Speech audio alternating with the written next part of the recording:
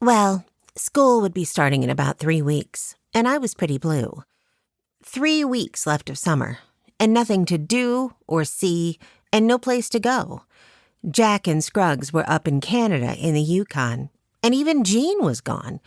I'd played the heroic big sister and had let her stay in Alabama instead of me. The only person around who was near my age was Annette from up the street. And if you've read any of the other books about Peabody, Wisconsin, you already know why I'd still be blue. We had tried to be friends, but we drove each other crazy. I like horses and mountains and dog stories and taking long walks and exploring. Annette likes clothes and shoes, and she talks about boys and is kind of bossy and thinks dogs are dirty and she doesn't like getting wet. And besides, she hates Scruggs and talks about him a lot and how he'll ruin Jack and turn him into a thug. I think she's just saying what she's heard grown-ups say, because I know that some grown-ups do say things like that.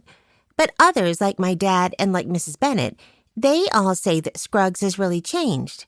And I suppose they should know, especially Mrs. Bennet, because she's his foster mother now. Anyway, I did try to defend Scruggs to Annette, and I told her that he explained to me himself that he was a Christian just like I was. He had told me all about how, while he was out in San Francisco, he'd learned that God forgives sin and helps us be people more like him. Huh? Annette said when I told her all of that. As if that overgrown slob would be a real Christian.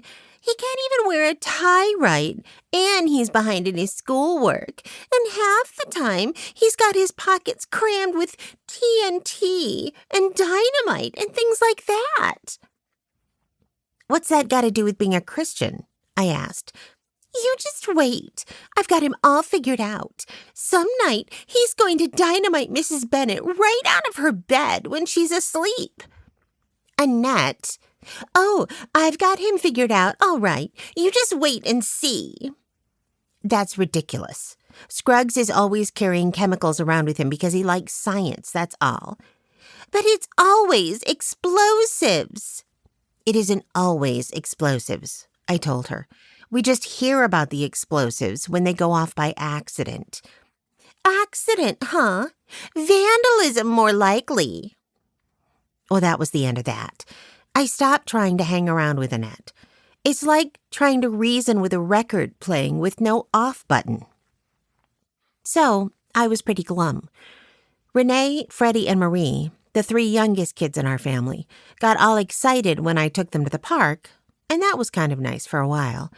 But the park couldn't stay interesting forever.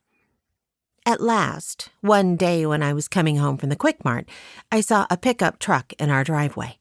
It had a high fiberglass top on it, and overall it looked pretty beat up.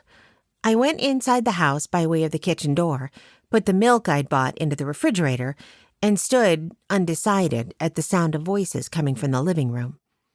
I didn't really feel like meeting new people and getting roped into a long, grown-up conversation where all I could do was listen and behave. I decided just to go back outside again to see if Mom would call me. So I did. I went back outside and sat against the back bumper of the pickup truck. I craned my neck around, watching the front door of the house. A small, fat robin hopped around on the driveway in search of gravel. A slight breeze whirled around, and the sweet smell of hay wafted out of the dark bed of the pickup. I was just thinking that it must be a farm truck when there was a definite rustle by my ear, and a long, slim nose pushed at my cheek. Ew! I jumped back. Something lying inside the truck had come to life. For a minute, I stared at it, and it stared at me.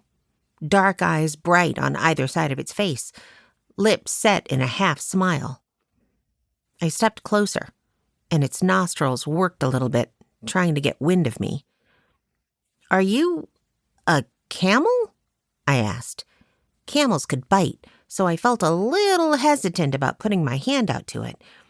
But it stretched its long neck out to me, and I saw that it was woolly. It had a white and black coat. A llama? I asked. Is that what you are?